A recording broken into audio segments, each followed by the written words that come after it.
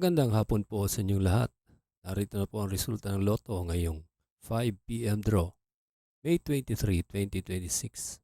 Para sa mga games na 2D Lotto at 3D Lotto.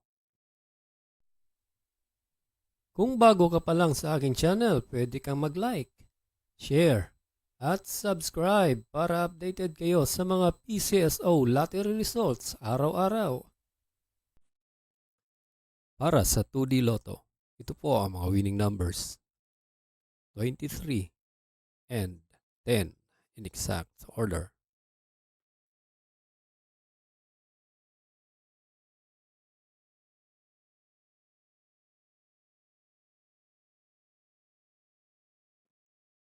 Para sa 3D Lotto, ito po ang mga winning numbers. 0, 5, and 0 in exact order.